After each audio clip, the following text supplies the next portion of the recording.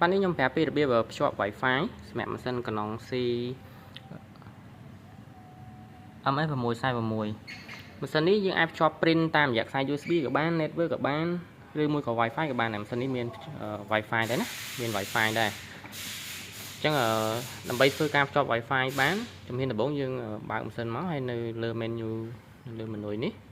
mình bị thà menu đi trong không menu nữa bà châu không menu nó miền reference cho lên reference miền network cho network hay gì lại nếu vài ID mà chẳng ID với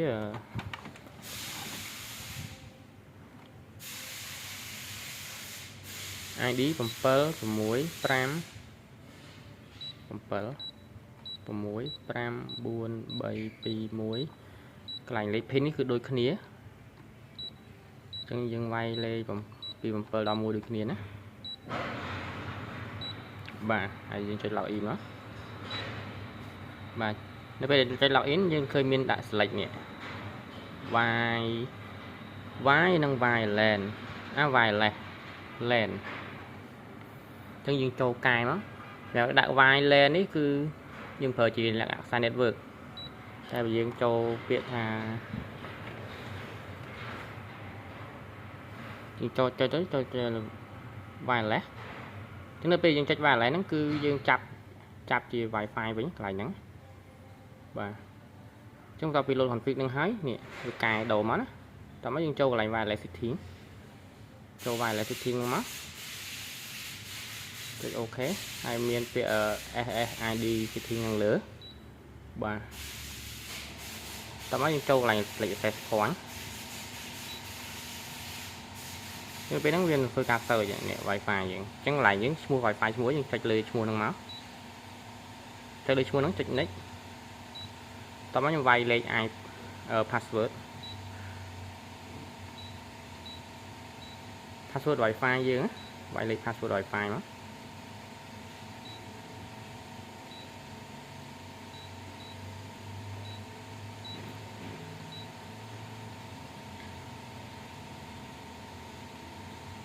ចឹងយើងចាំបន្តិចទៅនេះវា load ពាក្យថា connected ហ្នឹងថា connect ជាប់ណាបាទហ្នឹងរបៀប connect Wi-Fi ប៉ុន្តែបើយើងធ្វើការ connect Wi-Fi ហើយយើងត្រូវចូលកែ IP តិចដើម្បីកុំឲ្យវាចាប់ DHCP ព្រោះនៅពេលដែលចាប់ DHCP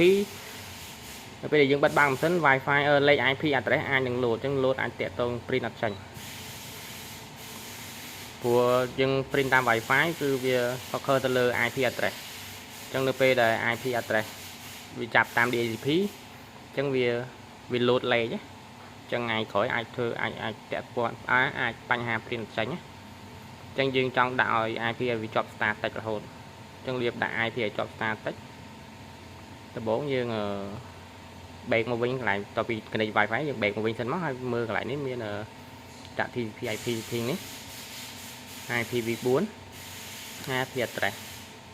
ទីហើយកន្លែងនេះ photo នេះយើងបិទយើងចុចបិទកន្លែងហ្នឹង apply វាមកអូខេហើយយើង check កន្លែងនេះអញ្ចឹងអានេះ IP Wi-Fi យើងបោះឲ្យមិញយើងយកលេខ IP ហ្នឹងមកយកមកដាក់ក្នុង menu នេះកន្លែង menu ហ្នឹងអញ្ចឹងកន្លែង menu ហ្នឹងនៅពេលចុចទៅវា load ចូលហើយឃើញវា load ចូល IP ដែល Wi-Fi បោះឲ្យយើងមិញតោះមកយើង apply មកអូខេបាទអូខេតែប៉ុណ្្នឹងមកហើយបន្ទាប់មកយើងចុចបិទបើកប្រសិនមួយមកចាំយើងអាចភ្ជាប់ print តាមរយៈ Wi-Fi បានហើយកន្លែងហ្នឹងហើយយើងធ្វើការ set up នៅលើ driver នៅលើ computer ទៅបើធ្វើការ search ឈ្មោះម៉ាស៊ីនហ្នឹងមក